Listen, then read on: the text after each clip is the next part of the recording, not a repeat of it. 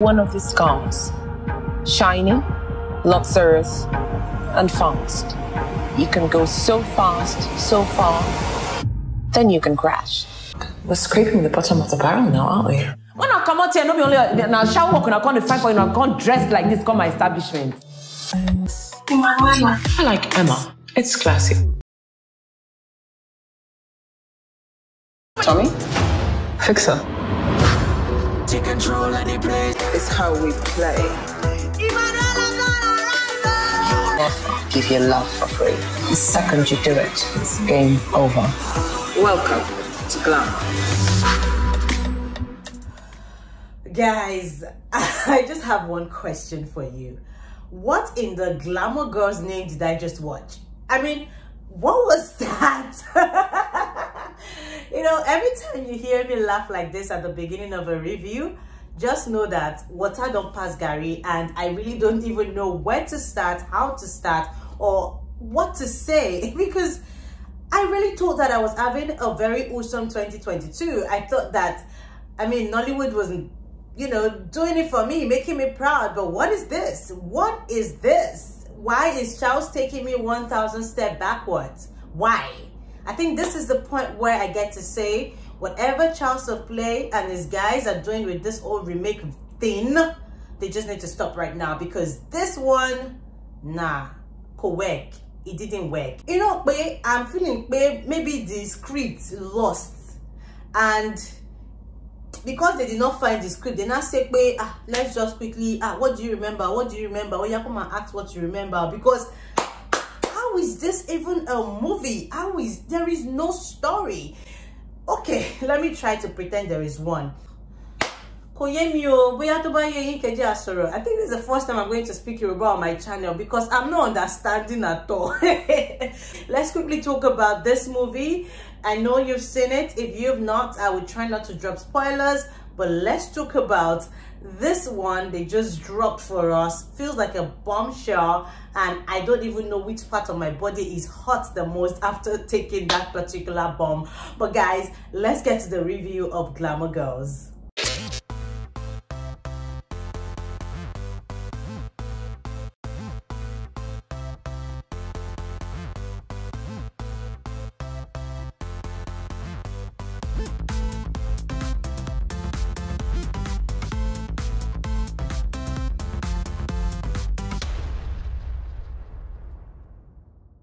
Hey you, welcome back to my YouTube channel. It's such a pleasure to have you join me again on another interesting movie review. My name is Eleshamoyoserelua. If you are just joining me for the first time on my review series, thank you so much for being here. While you're here, make sure you watch, like, subscribe, and of course comment. Let me know what you think about this review and any other video that you probably get to watch after this one. And if you are a returning subscriber, you know how I do it. Thank you for coming back for yet another interesting thought of mine on my movie review series. Yes guys, of course it's the review of Glamour Girls, the movie we've been waiting for. I've been waiting for this since last year. I knew when they did the call for audition. I knew when some of my fave announced that they were going to be on it, and I have been waiting, following every news and everything about this movie.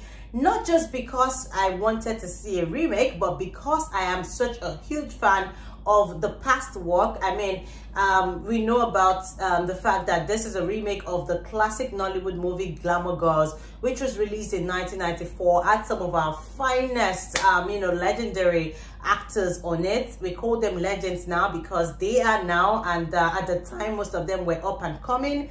And it was one of those movies, just like we had with Living in Bondage, just like we had with Rattlesnake. These are stories that we've seen happen in the past. We watched them. Even if you did not watch some of them, you had people talk about them. And some of this, legends from today, some of the legends of today, built their career off some of this movie. You probably heard your parents talk about them and heard people narrate some of these stories. And now, many years down the line, some people have decided to take up the challenge of bringing the stories back to us. And when you hear people say they want to bring stories back to us, so many things you expect, because you want to judge their attempt of what you saw back in the day. You want to judge it based on their ability to keep the the strength of the story. You want to judge it based on the ability to give something interesting in line with some of the capability of today's movie industry, the acting, the glam, the cinematography, because we have better cameras now. You want to judge it off the interpretation, so many things you want to judge a remake by.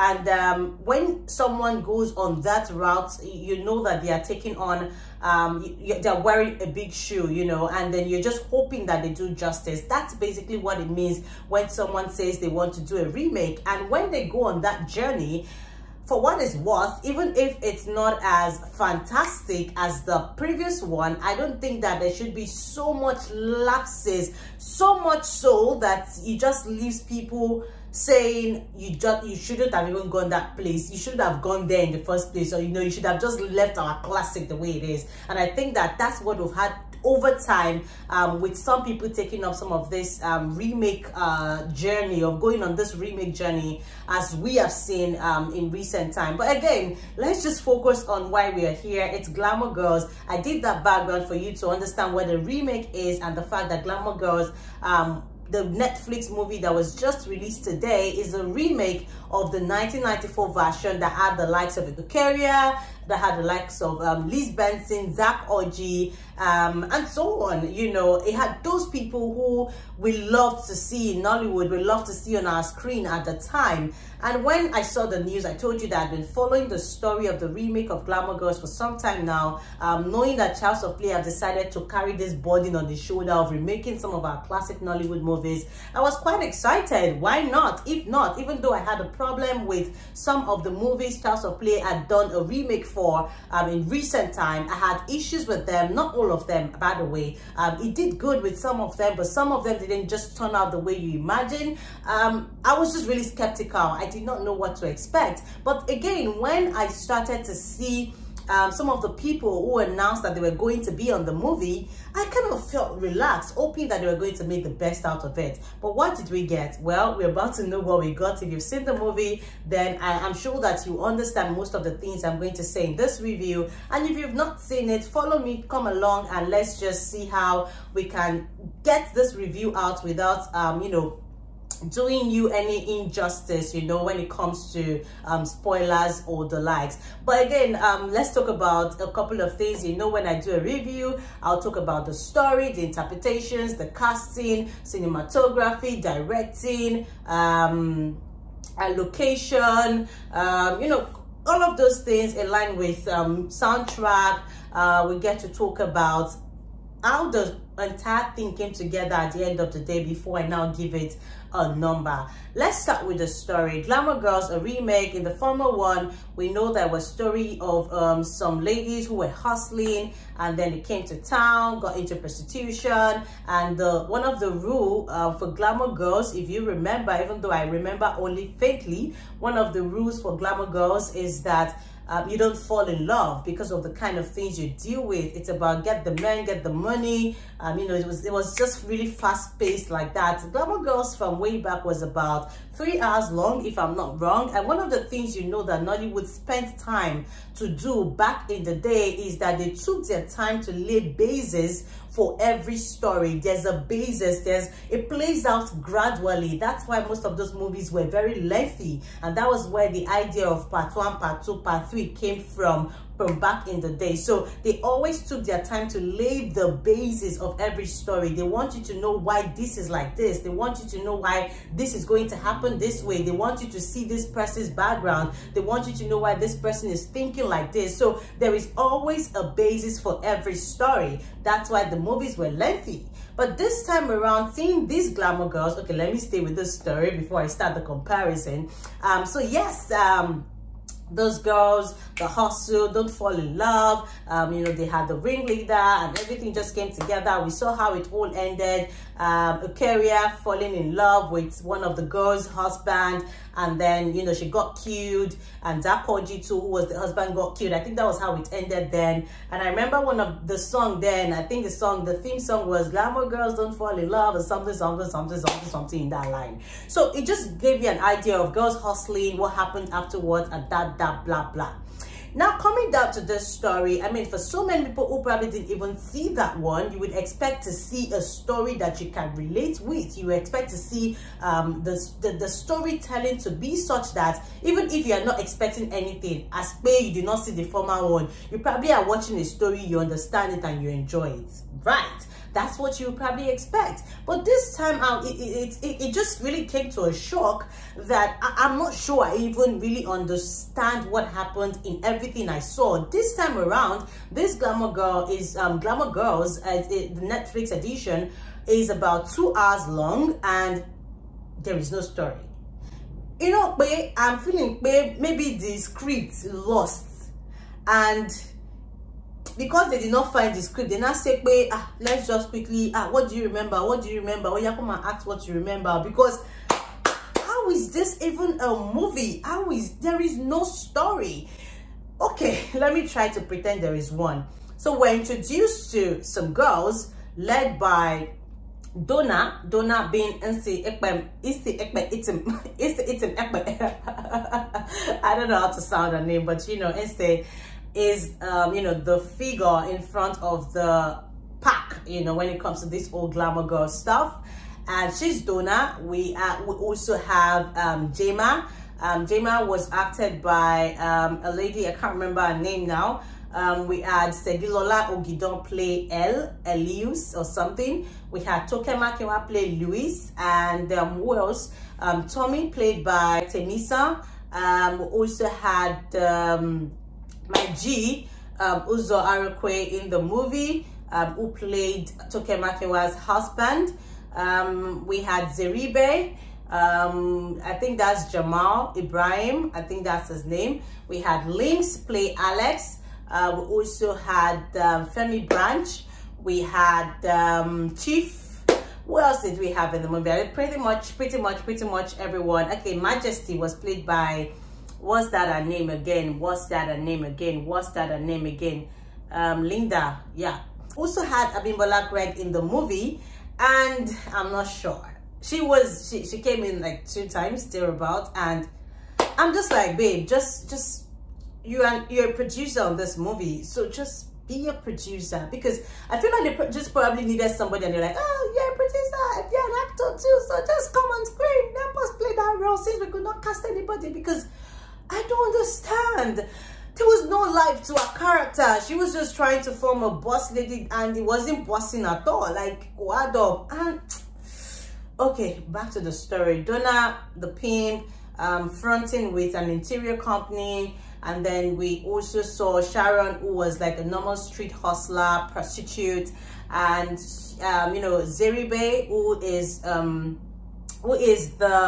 bodyguard for Femi Branch, you know, bodyguard for Femi Branch, set her up in our own hustling side, and our Girl Majesty, that's Linda, you know, sent her out after she was set up by Zeribe, who liked her and, you know, planted his boss's ring on her body and called her a thief and all that. So she was sent away. In that line, after being sent away, she was trying to find another madame, and that was when she went to Donna. You know, Donna looked at her like a riffraff with the other girls she came with, and then eventually she got her way in. She became a Glamour Girl, and it was all too sudden. You know, usually when people join that kind of thing, because I remember that in Glamour Girls, the original, you remember that all of these people, like, there's a basis. Like I said, the story was unfolding gradually. They would teach you, they would tell you rules. Apart from telling Tommy to go, you know, clean her up, there really wasn't anything. We just saw that she started, and then she was, oh, I don't know, it was all just everywhere.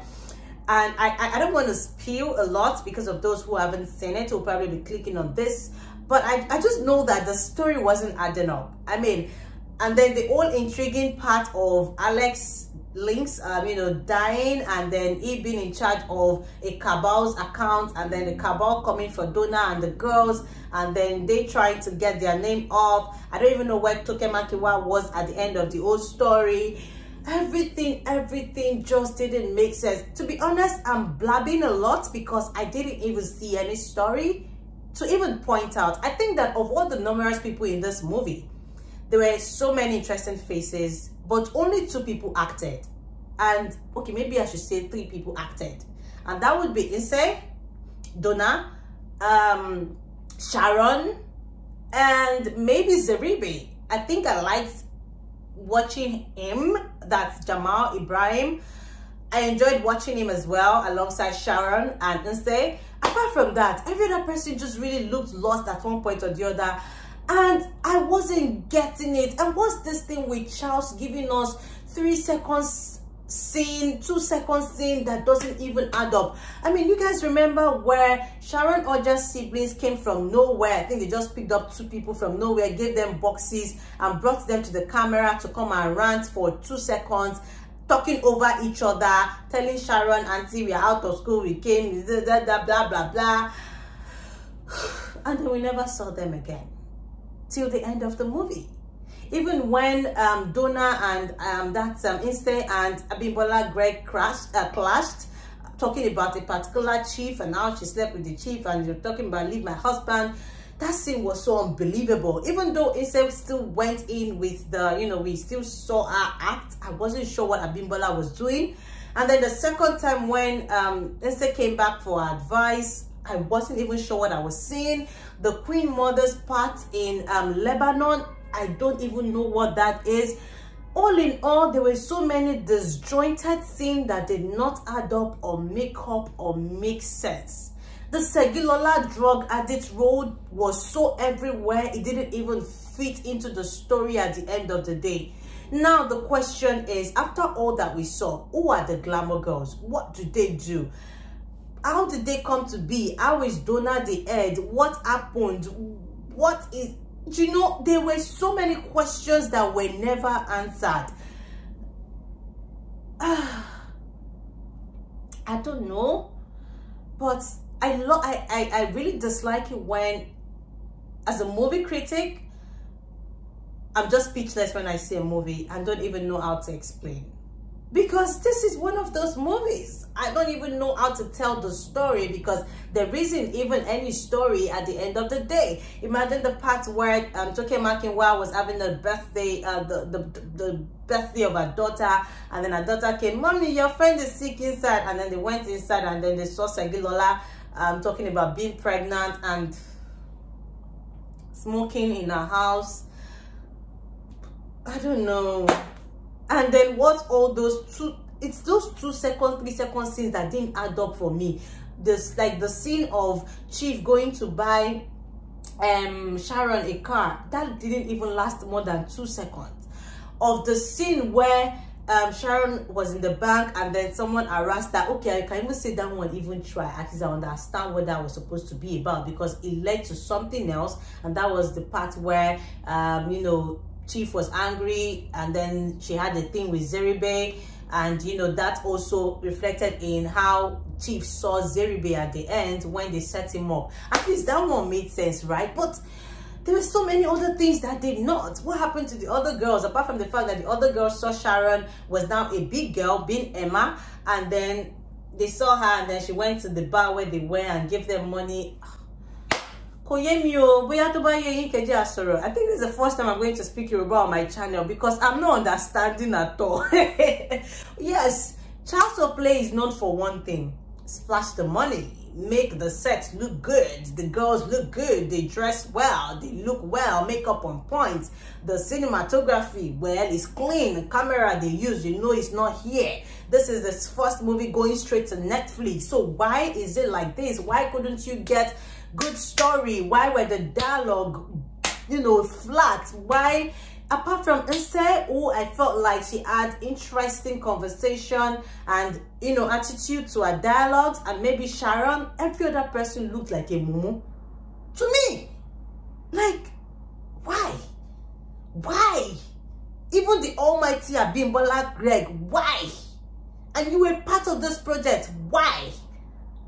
Like, why? I hope that, I know that this movie will end up doing numbers, you know, on Netflix, because a lot of people want to see for themselves. I mean, they spend a lot of money on publicity. People want to see, even after I tell you that it probably isn't worth the hype, you still want to see for yourself. So it's going to do the numbers. It's definitely, you know, it's not cinema movie where after I tell you that don't waste your time, you don't want to waste your money. Everybody literally almost have access to Netflix. So I know that a lot of people will see this movie and they would start telling you, oh, it's #1 on Netflix, is this on Netflix? They will celebrate. But the question would be that, are they proud of what they are showing us? Because I feel like we can't continue to go 2 steps forward and then 100 steps backward. You can't continue to do Nollywood this kind of disservice. I feel like it's a disservice, because as far as I'm concerned, this year we've seen quite interesting movies, great movies already. So why are you taking us this way after we have all anticipated and looked forward to what you're making out of this movie?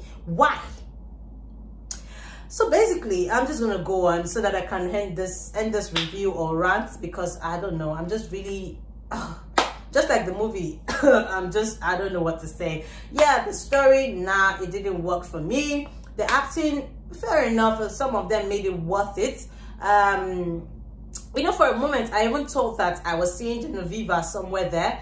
When I say Genevieve, I'm talking about our sweet girl from Blood Sisters, the last child of Ketan in Blood Sisters. You know, Segilola was almost giving me the Genevieve vibe.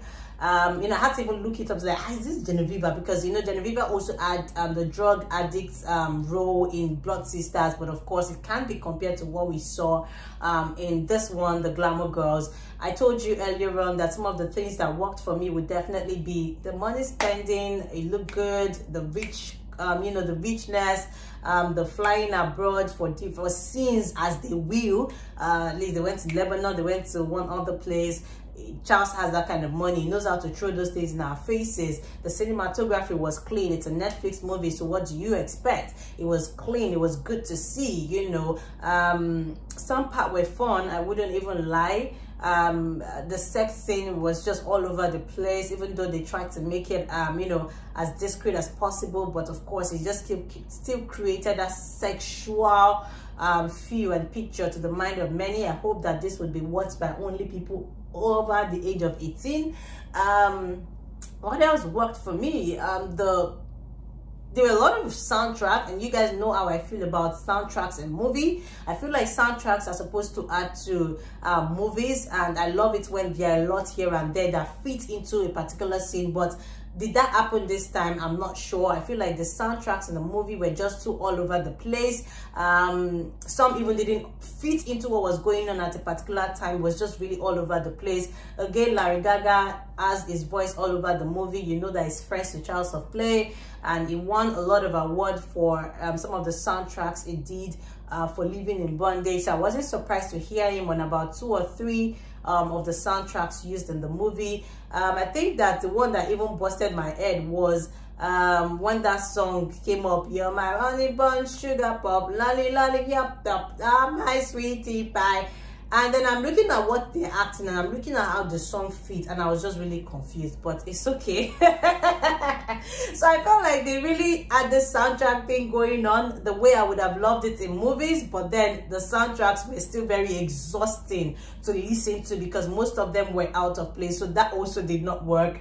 Apart from the luxurious life and look, I don't think anything worked for me in this movie. I was just really lost and speechless, knowing that I still remember to some extent what happened in the real Glamour Girls. But this one, nah, I'm not sure. So yes, this is not the kind of movie I'm happy to see this 2022, and I'm happy to hype this 2022, considering that I had high expectations of the movie, of what the team were going to put in place or put together for this kind of remake. So I'm not impressed.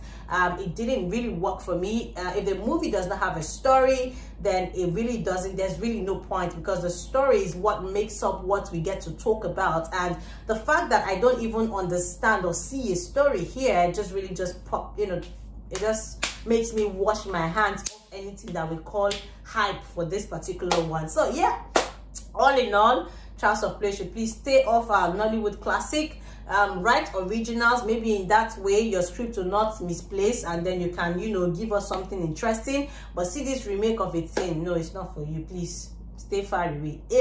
And the one that was even paining me was all that uncompleted scene. I mean, apart from the fact that you're giving us 2 second, 3 second scene that we don't even feel, what's that uncompleted scenes that we're seeing? Like the scene between Alex and Gemma where something just happened, we don't know what. Next thing, Alex was dead. Like the scene between Toke Makinwa, Ooja Arukwe in Toke Makinwa's fashion store. Everything went inaudible. We don't know what happened. We just saw that Ooja Arukwe carried children, went back to their bread and threatened Toke Makinwa. Like there were so many.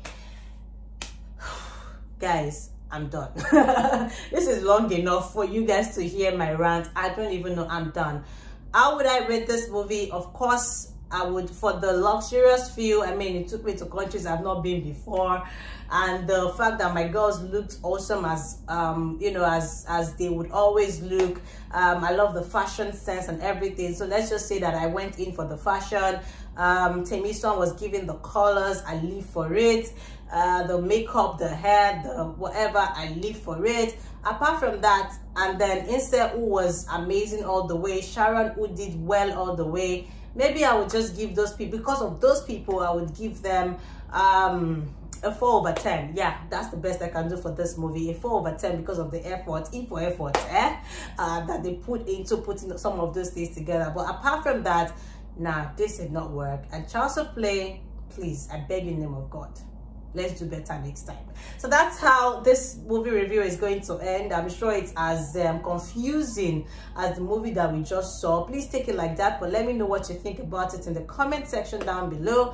Remember to subscribe, like, comment, and let me know how you feel after watching Glamour Girls. I started getting you know, responses already on my Instagram, and it feels like a lot of people feel the same way I feel, and that's why I felt like, let me just, you know, put my thought out there and have you also let me know in the comment section down below. That's it. Hoping that we never see this kind of thing again. More, you know, we hope that Nollywood do not drop the standard but keep going higher and higher in Jesus' name. Amen. See you next time in the next one. After this one, I'm definitely bringing you the review of House of Money. I was at the premiere, and that would come up very soon because I should be going to the cinema maybe tomorrow, and we'll probably get to talk about it, maybe to wipe off what I just see in this particular one. Till next time, goodbye.